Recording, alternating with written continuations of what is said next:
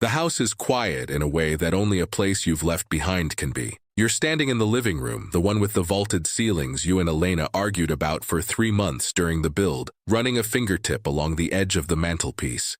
The stone is cold. The house has been empty for weeks. The for sale sign, a white and green splinter in the front yard. You're here to clear out the last of it, the detritus a marriage leaves behind. A half-empty box of her herbal tea, a coil of orange extension cord in the garage, the child-proof locks you installed on the lower cabinets when Maya started crawling. Maya is with Elena at her mother's place in Ohio now. You haven't seen her in 43 days. Your phone buzzes on the granite countertop.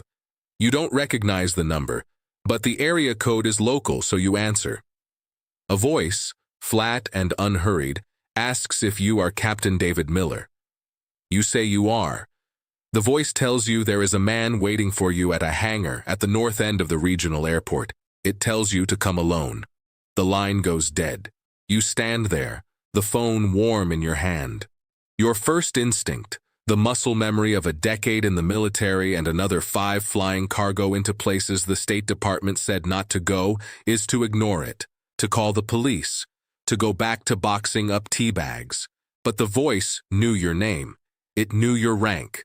And you have exactly $2,400 in your checking account, a mortgage you can't cover, and a daughter you haven't seen in 43 days. You drive.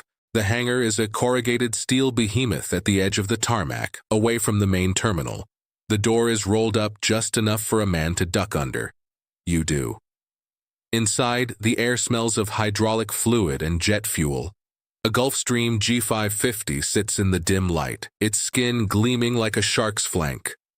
A man waits by the nose gear. He's wearing a suit that costs more than your last car. He doesn't introduce himself. He just looks at you, a long, appraising stare, then gestures to a folio on a tool chest. Inside are 3 things: a grainy satellite photograph of a landing strip cut into a jungle canopy, a set of coordinates, and a bank check made out to you for $150,000.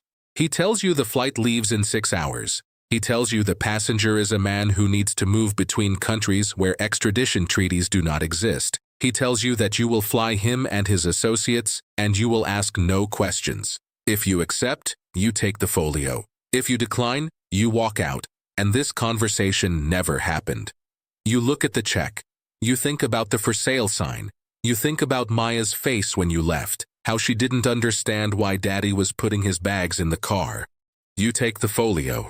That was 12 years ago. Now, you sit in the left seat of a modified Bombardier Global 7500, the pre-flight checklist running on muscle memory, while your mind runs through the manifest. Tonight's passenger is a man the world knows as the Merchant of Death, an arms dealer who supplies the fuel for 6 forgotten wars. To you, he's just another client. He pays in advance in cryptocurrency or Krugerrands, and he respects the #1 rule. You never ask where you're going or why. You don't ask about the cargo that gets loaded into the reinforced hold.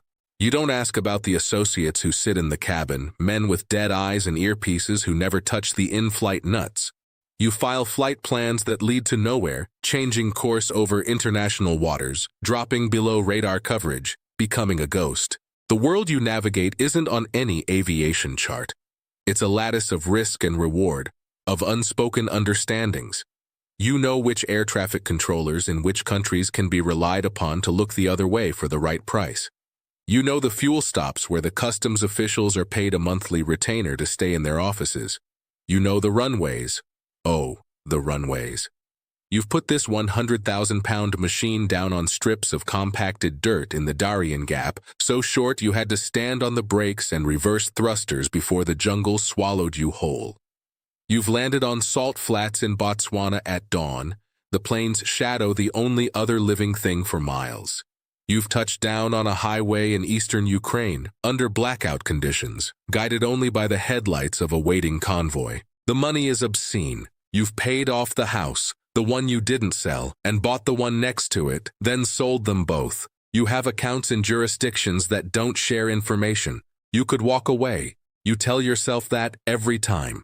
After this run, after this season, just one more. But the gravity well of this life is strong.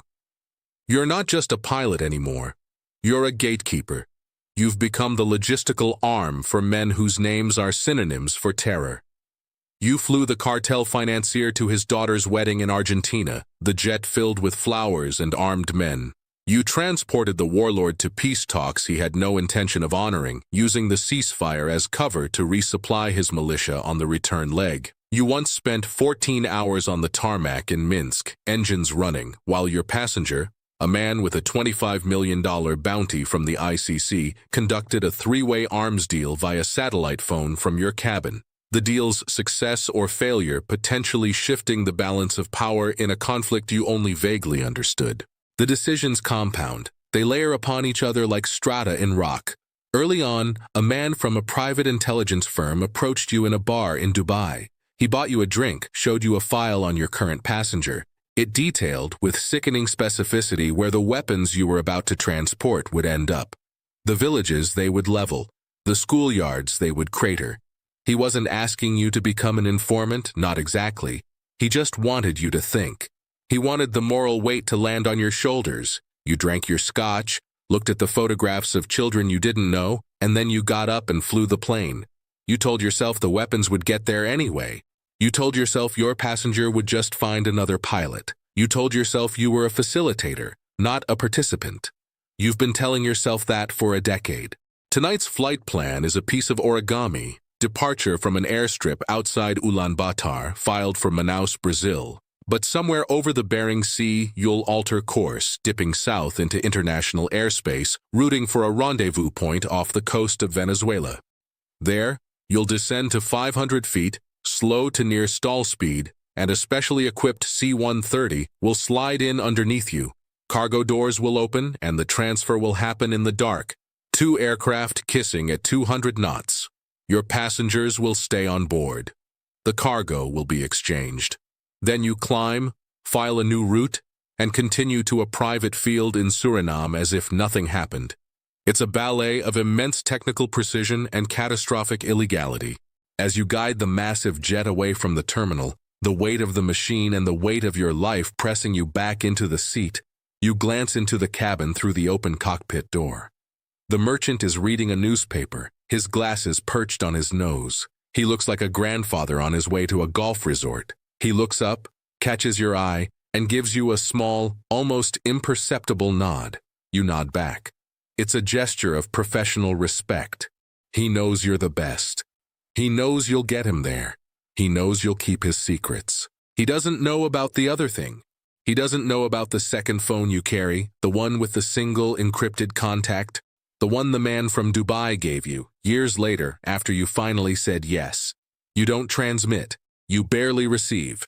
But every few months, a burst of data arrives. Coordinates, times, names. You don't know where the information goes after you leave it at a dead drop in a train station locker in Geneva. You don't know if it ends up in a CIA analyst's hands, or on the desk of a war crimes prosecutor at The Hague, or buried in a file that will never see the light of day. You just know that you provide it. A breadcrumb trail of the world's most wanted men, left by their own pilot. The moral calculus has shifted again. Now, you're not just a facilitator. You're an asset. You're a traitor to your clients, a hero to their enemies, a ghost to everyone else. The danger has multiplied exponentially. If the merchant ever found out, the death wouldn't be quick. It wouldn't be just you. They know about Elena. They know about Maya, now a teenager, living her life in Ohio, oblivious. You've seen what these men do to families. You've flown the cleaners in afterward. So you live with the tension. It's a constant hum in your nervous system, like the thrum of the engines. Every pre-flight briefing, every handshake with an associate, every moment the sat phone rings, you walk a knife's edge. You are indispensable to them. You are useful to the other side. You are completely, utterly alone. The Global 7500 lifts off into the Mongolian night, the city lights falling away like scattered embers. You climb through 10,000 feet, then 20,000, the sky bleeding from indigo to black. You engage the autopilot, and for a moment, you just sit in the quiet hum of the cockpit, the earth a distant curve of darkness below. You think about the for sale sign all those years ago, You think about the man you were, the one who just wanted to pay his mortgage and see his daughter. He's gone now, replaced by this instrument, this conduit, this keeper of terrible secrets. You check the fuel levels, cross-reference the weather over the Bering Sea, and begin the silent, precise calculations for the course correction that will change everything. The world's most wanted men sleep soundly in your cabin, trusting you with their lives. They have no idea you're the most dangerous person on the plane,